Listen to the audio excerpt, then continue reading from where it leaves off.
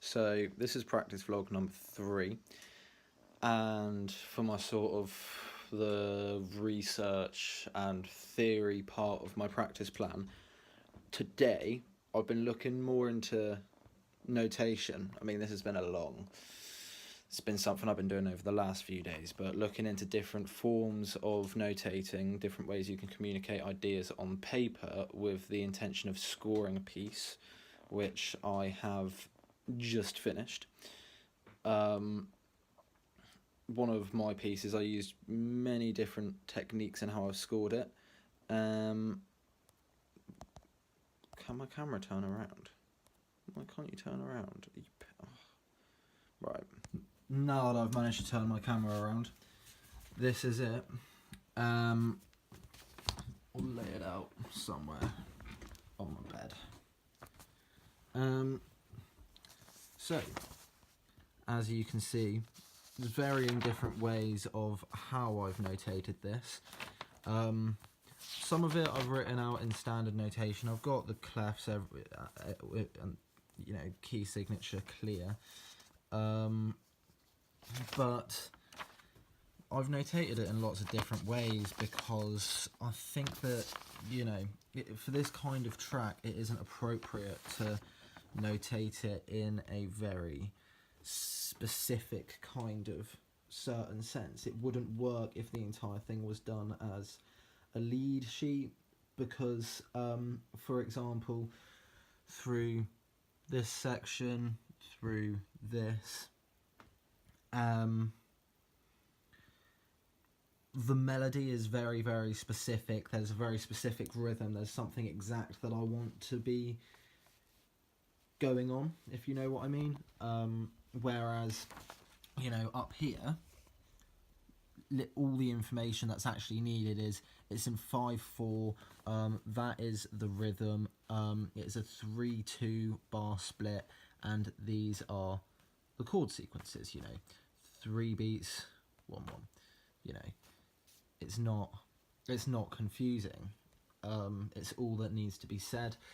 For example, over here, a solo in B flat Dorian over these chords. You don't need to say any more than that, I think. But particular places, I guess I have been a little bit lazy, saying, here follows the same bass line as F3, but with last crotchet of each bar played 1 octave lower. That's because scoring this just took so long, really. But over here, improvised solo using molto tranquillo, basically just very tranquil. Very slow and loose, as I say. All you need is the chords here. All you need to know is what chord is being played in each bar. You can do it wherever you want. In some places I've been quite specific, down here I've been quite specific with the shape of the chord that I want. It's why I've done it like this, because that's the exact shape that I want to be played. That's the order of the notes I want it in. Whereas up here, over here, it's less crucial to me, the chord shape, if that makes sense. But this has been quite a big task. I think this is my proud feat of learning how to notate stuff. I've done it in quite a weird way, but I think that it gets the message of this piece across, and I shall play this piece later on.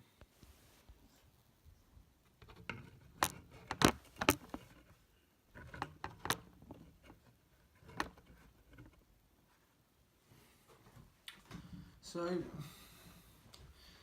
last practice vlog. I've done my hand stretches and whatnot. Don't want to sprain anything. I think by way of just warming them up, there's lots of different.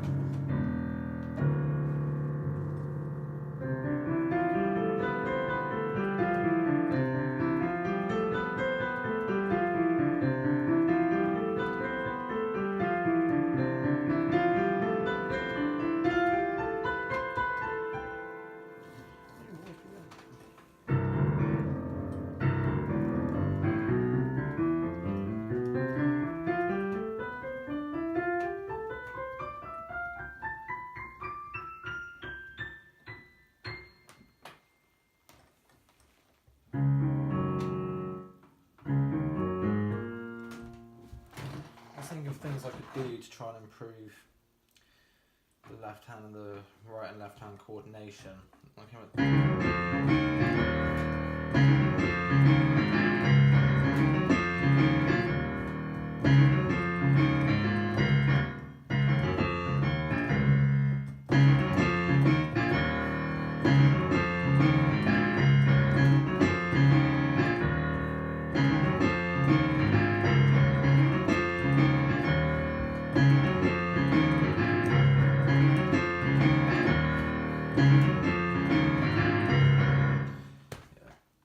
I don't really like it that much, but it's a good thing to, get your hands going. Thinking about improving the strength of my right hand. Left hand, I think that track, that line,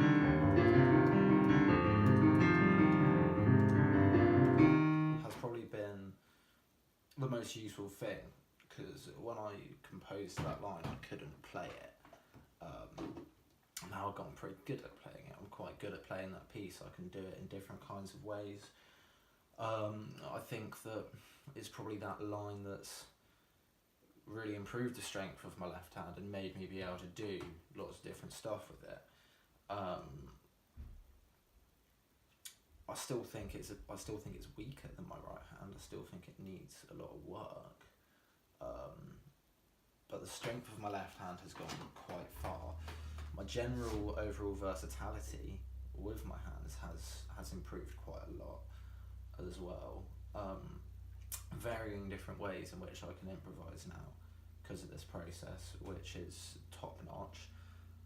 I mean, not the improvising, but the fact that I can improvise in loads of different ways now is nice. It means that I'm not doing exactly the same thing all the time when I'm there, like, I'm improvising, so I'm going to do this, I always do this. It's like, I can do different weird stuff,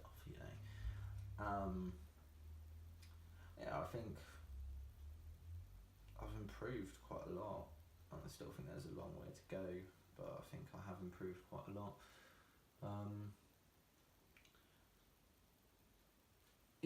This piece that I've written, scored out. Don't know if there's really going to be enough space on my piano for it. There might be if I just lay all the pieces out. But I still struggle to play this perfectly. It's a really good piece to play to try and improve, because there's a lot going on. There's a lot of different sections. It changes time signature regularly. It's got lots of rhythmic differences. It's got lots of melodic and harmonic differences. It changes key, dynamics are different all over the place texturally. The left hand has multiple different roles and it does lots of different things. I'd say that this piece and scoring it is kind of the evidence to me, at least, that of how I've improved through this year, really. Because I wouldn't be able to play anything like this like 5 months ago. I'll be able to try and play it and fail, but having said that, let's hope I don't fail now.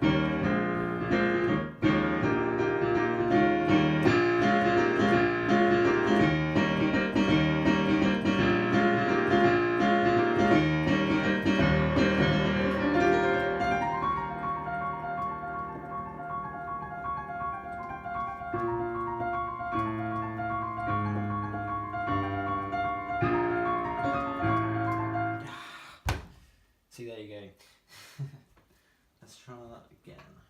I'll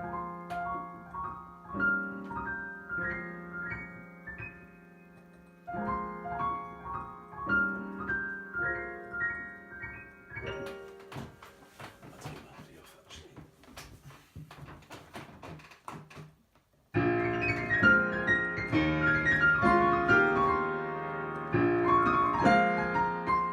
I'm just gonna. I got annoyed about the volume there as well.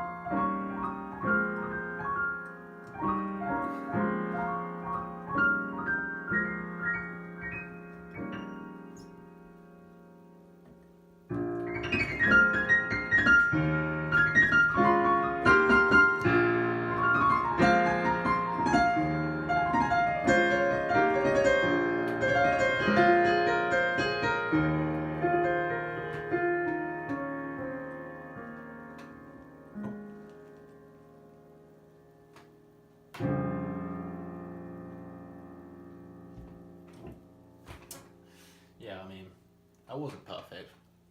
You know, it's a tough piece, but I like how this whole process has basically made me able to write tracks, write lines and parts of tracks, and then have to learn them. Like, not actually being able to play the stuff that I write and then teaching myself my own stuff. It's quite weird because it's like I've made this, but I can't play it. So I'm going to have to learn something that I've made. It's just a bit odd, but I quite like it. Helps with my confidence, and it has majorly helped me to improve as a musician.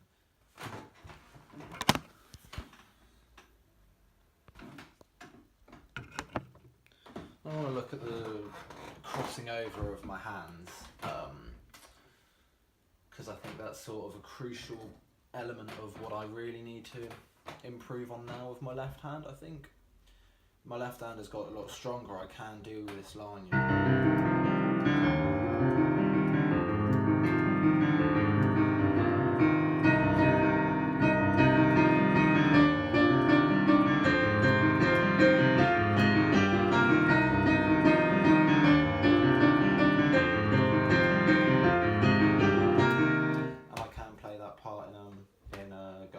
That's like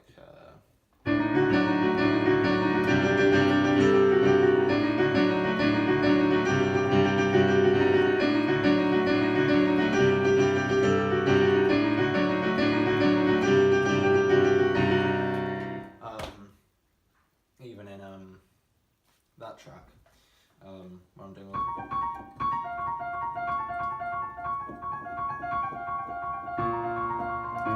when it gets to these big jumps.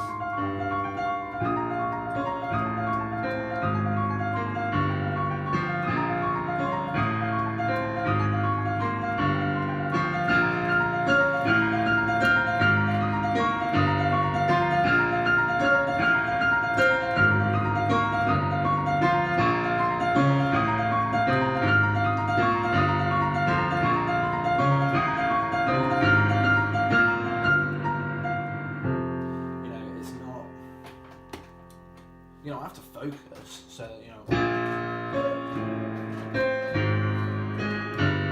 like even now, I was supposed to play a B flat, play an A flat, you know, I need to focus when I'm doing that, but I'm not worried about messing it up, if you see what I mean. Whereas in the same piece, where I have this ripple up, you know, every time I'm coming towards it, I'm kind of like, am I going to get this right? Because I've got my hands crossing over, like it's quite fast. You know,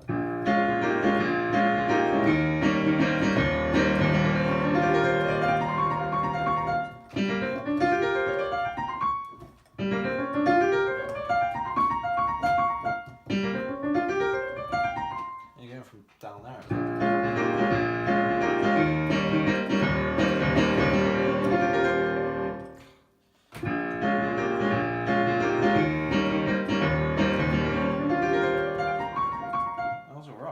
To be fair, I might go into it slower, see if I can.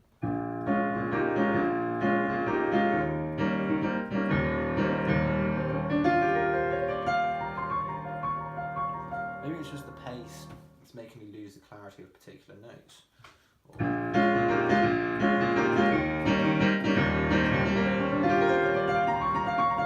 See, that was quite good. That was quite good.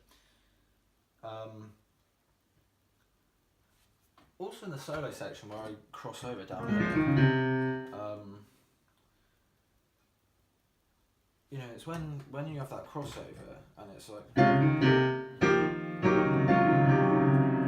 you go back to there.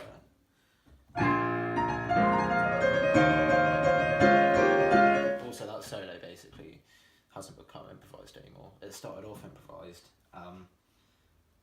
And I slowly started realising that every time I played it, I played exactly the same thing. So it's like a solo section, but it was improvised and then became non-improvised. Like, I'm not sure what I'm playing in there, but I am playing exactly the same stuff every single time. So it's not really an improvisational section, that one anymore. But hey ho, it was born from that. But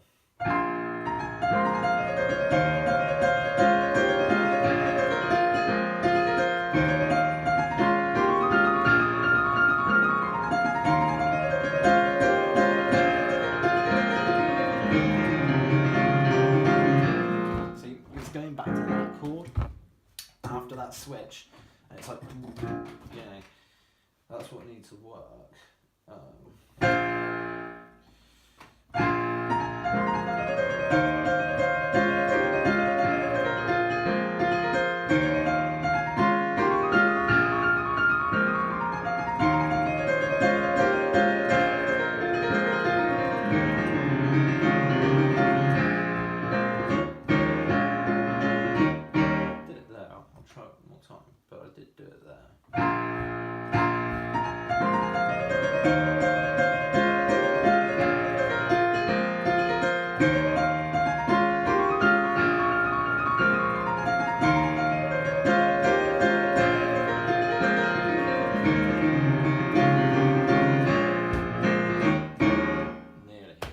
Yeah, I think for the future, you know, what I've had and this whole process, and the crucial things that I've been focusing on is my improvisation ability, versatility, and the strength of my left hand, and improving that.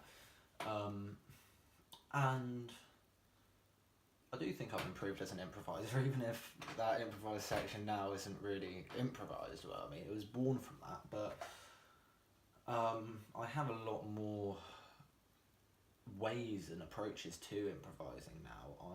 I'm more experimental. I can be more thoughtful about the nature of the track and what it deserves. You know, if I'm playing something that's quite soft and expressionistic and just kind of beautiful, then you're not going to do like a hard, fast, grating solo, are you? You know, it's going to be more tranquil and expressive. I think I had a tendency to be quite a heavy-handed pianist, but I do think that trying to widen my repertoire of abilities and improve myself has changed that in a lot of senses, and so yeah, I think my improvisational ability has improved a lot. I think my left hand has gotten a lot stronger, but it still needs a lot of work. My left hand is still below the strength of my right hand, so I do need to keep working on my left. I think, you know, little things like this and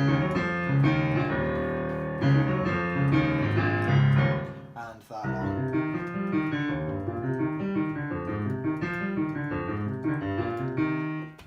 and even in this track.